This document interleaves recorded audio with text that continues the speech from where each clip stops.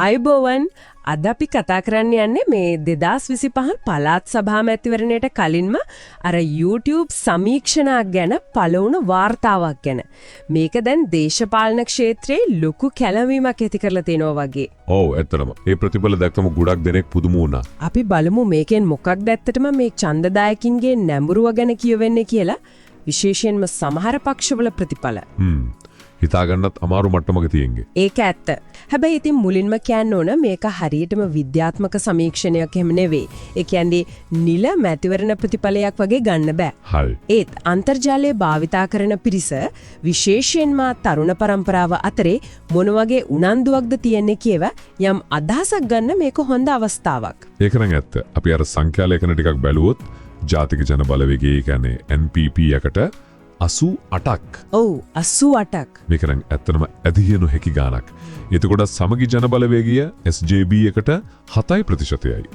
ශ්‍රී ලංකා පොදු ජන ප්‍රමුණ SLPP එකට 4%යි. අනිත් ඔක්කොටම යන්තම් 1% වගේ. ඔව් ඉතින් ප්‍රධාන කාරණය තමයි අර 88%. ඒක තමයි. එතරම් ලොකු ප්‍රතිශතයක්. මෙතෙන්දි පේන දේ තමයි NPP එකේ ජනප්‍රියත්වය විශේෂයෙන්ම මේ ඔන්ලයින් අවකාශය ඇතුලේ හිතනවට වඩා වේගයෙන් වැඩි වෙලා තියෙනවා කියන එක. ඒකට හේතු මොනවා වෙන්න ඇති කියලාද හිතන්නේ?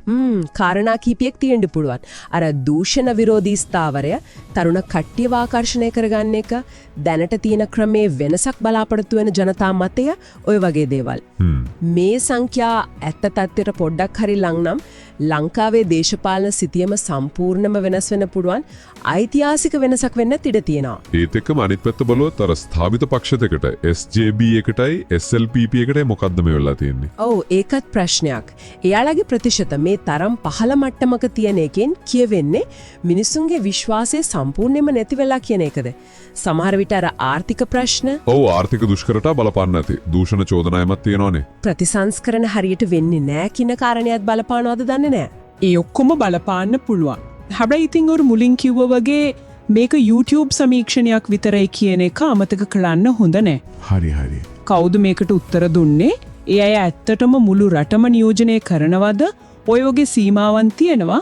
ඒත් ඒ සීමාවන් තිබුණත් මේ තරම් ලොකු වෙනසක් ලොකු පරතරයක් පේනකොට ඒක නිකම්ම අහක දාන්නත් බෑ තමයි. NPP එකට දැන් තියෙන අභියෝගය තමයි මේ අන්තර්ජාලයේ තියෙන ජනප්‍රියත්වය ඇත්ත ඡන්දයක් බවට හරවගන්න එක.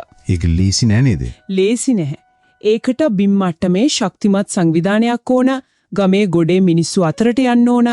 අර කවුදෝ දේශපාලන මූලෝපායඥයෙක් කියලා තිබුණා. මොකද්ද? ඩිජිටල් සහයෝගයේ විතරක් තිබිලා මදි.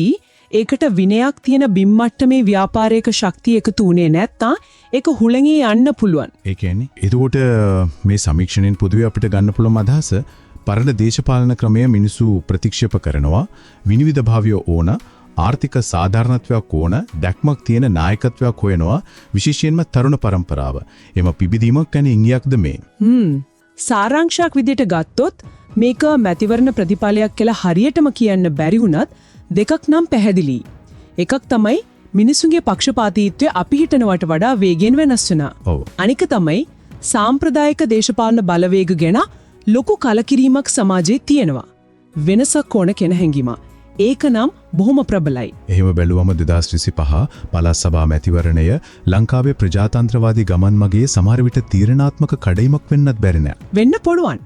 අර පක්ෂවලට තිබුණු සහතික කරපු ඡන්ද පදනම ගැන දැන් එහෙම හිතන්න අමාරුයි වගේ. ඒක නම් පැහැදිලි. අවසාන වශයෙන් මේක අපි හැමෝටම හිතන්න දෙයක් ඉතුරු කරනවා. මොකද මේ විදිහට අන්තර්ජාලයෙන් හරි මතුවලා එන පද්ධතිමය වෙනසක් සඳහා තියෙන ජනතා වුවමනාවට ඇත්තටම උත්තර දෙන්න නම් නිකන්ම පොරොන්දු දෙන එකෙන් අර ඔන්ලයින් සෙන්ටිමන්ට් එකෙන් එහාට ගිහින් තමන්ට ඇත්තදම ප්‍රතිඵල දෙන්න පුළුවන් කියලා ඔප්පු කරන්න ඕනෙම දේශපාලන අපේක්ෂකයෙක් ළඟින් පුරවැසියන්ට ඇත්තටම බලාපොරොත්තු වෙන්න පුළුවන් ප්‍රායෝගික අතට අහුවෙන ක්‍රියාමාර්ග මොනවද? ඒක තමයි ලොකුම ප්‍රශ්නය. ඒක ඇත්තටම හිතන්න ඕනේ කාරණේ.